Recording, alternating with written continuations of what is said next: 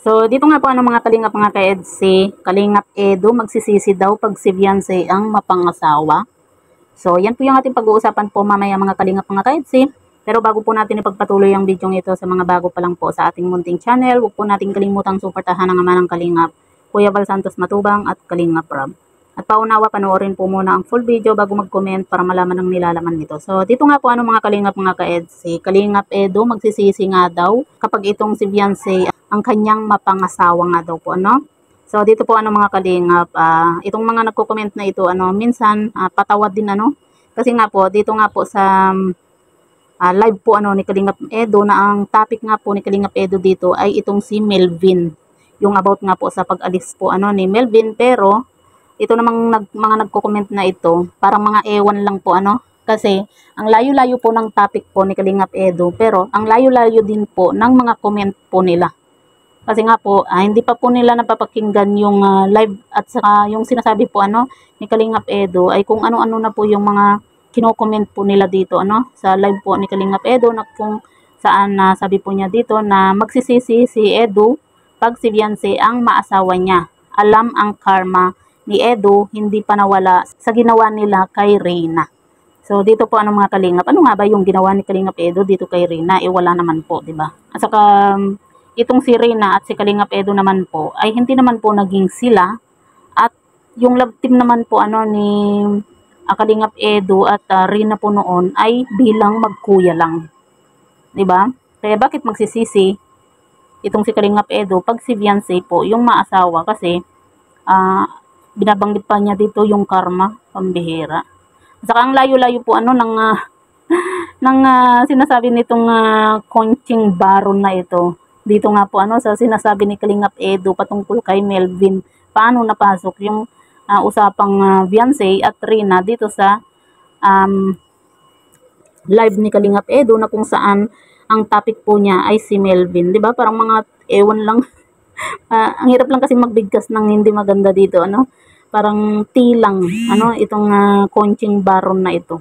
Tapos meron pa pong nagko-comment po, na sabi po niya, mayabang na kasi si Beyonce, ikaw kasi Kalingap Edu, pinabayaan mo na yung mga beneficiary mo, o 'di ba? Parang mga ewan lang po, itong mga nagko-comment na ito, na ang topic naman po ni Kalingap Edu ay itong si Melvin. 'Di ba? Paano napasok yung beneficiary ni Kalingap Edu at yung itong si Reyna nga po sa usapan? 'Di ba? Parang mga tilang, 'di ba? Tapos alam niyo na kung ano yung karugtong. Tapos kadalasan pa po sa mga basher na ito ay mga may edad na. Yan po yung napapansin ko po dito sa mga basher po ni Beyonce at ni Kalingap Edu po minsan, na mga may mga edad na po.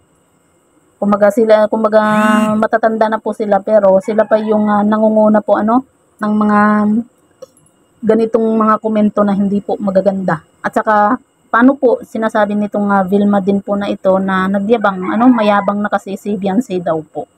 'Di ba? Wala naman po tayong alam na ipinagyabang po ni Beyonce, kahit na itinurn over na sa kanila yung bahay po nila, 'di ba? Ganun pa rin naman po itong si Beyonce na napaka-humble, mabait, at talagang napaka-loyal po niya sa Kalingap. Ganun din po yung ibang beneficiary. Yung iba lang po kasi na viewers yung ewan. Kung ayaw po nila sana sa isang Kalingap Angels o sa isang beneficiary, wag na silang manood, 'di ba? Pero sa bagay, minsan malaking tulong din po yung mga basher. Dagdag views din po, 'di ba? Minsan pa nga po mga kalingap, sila pa yung bang basher sila. Hate na hate nila yung isang beneficiary, isang kalingap, pero sila yung nangunguna na nanonood, 'di ba, yung mga ganun. 'Di ba? Sila yung tawag dito, yung nangunguna sa yung bang alam na nila agad kung ano yung buhay ng isang beneficiary, Kumbaga sila yung unang nakakapag-update, 'di ba? Dito kay Beyonce at kay Kalingap Edu nga po. Dito naman po mga kalingap, minahal din naman po natin itong si Reyna, pero bilang kapatid lang po or bilang kuya lang naman po yung naging love team po nila ni Kalingap Edu. Kaya lang naman po kasi parang umayaw na po itong si Kalingap Edo kasi nga po yung iba po kasi gusto na si Rina yung mapangasawa ni Kalingap Edo. Na alam naman po natin na hindi po 'yun mangyayari, 'di ba? Siguro kung itong si Beyonce, pwede pa, 'di ba?